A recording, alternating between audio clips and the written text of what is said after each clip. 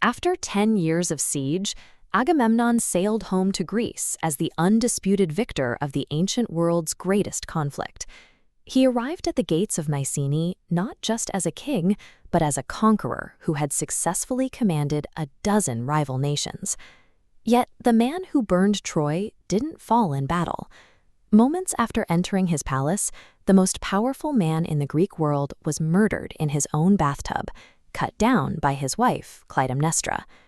This ending creates a jarring paradox. How does a leader with the political gravity to hold a massive, fractious coalition together for a decade meet such a pathetic and immediate end the moment he steps inside his own home? When we look at the choices Agamemnon made to sustain his authority, the Trojan War begins to look less like a heroic quest and more like a 10-year reprieve, a way to stay at the head of an army and avoid the consequences waiting for him in Mycenae. To understand the height from which he fell, we have to look at the physical reality of his seat of power. Mycenae was a fortress built into the rugged mountains of southern Greece, protected by stone walls so massive that later generations believed giants built them. In 1876, archaeologist Heinrich Schliemann excavated Grave Circle A, a royal burial site within the city.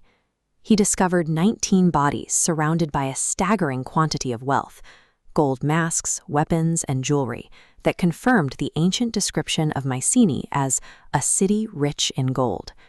Schliemann was so certain he'd found the legendary king, he sent a telegram to Athens claiming he had literally gazed on the face of Agamemnon.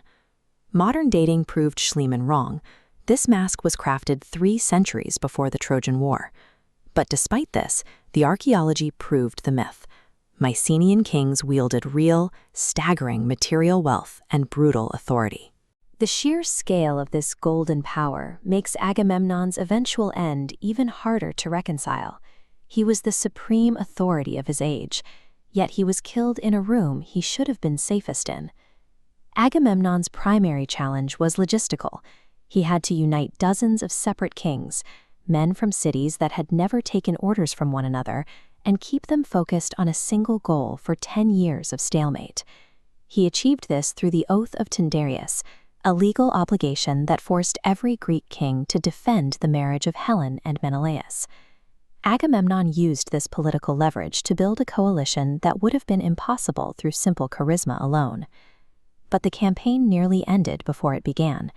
A dead calm stalled the fleet at Aulis, and a prophet declared that the goddess Artemis would only release the winds in exchange for a blood sacrifice.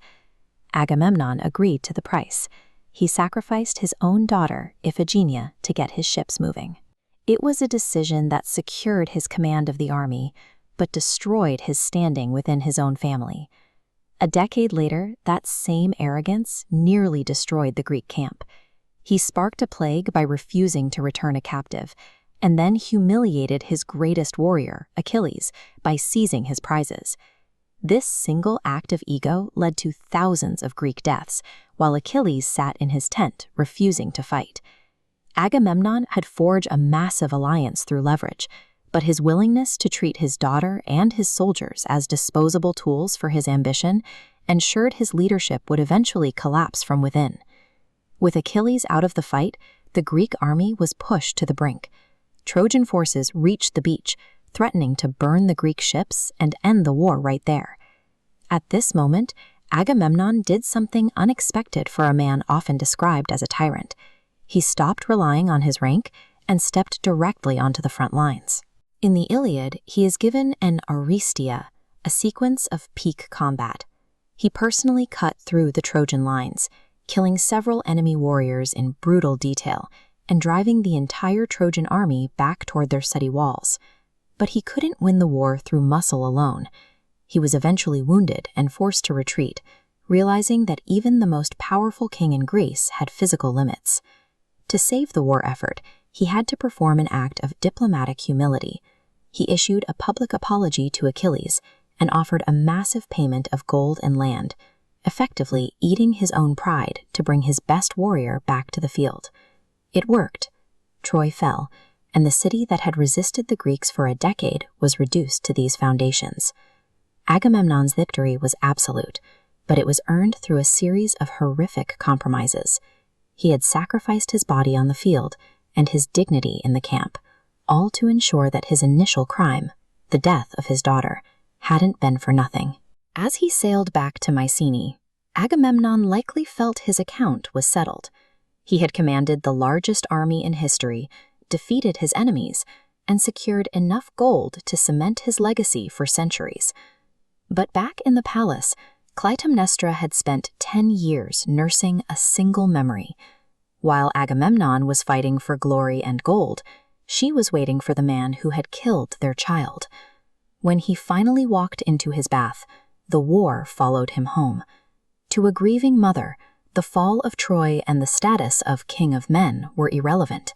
The debt he had incurred at the start of the war was finally called in. Agamemnon mastered the ancient metrics of power, wealth, politics, and combat, but his story survives as a reminder that no amount of worldly conquest can allow a person to outrun the moral cost of their own ambition.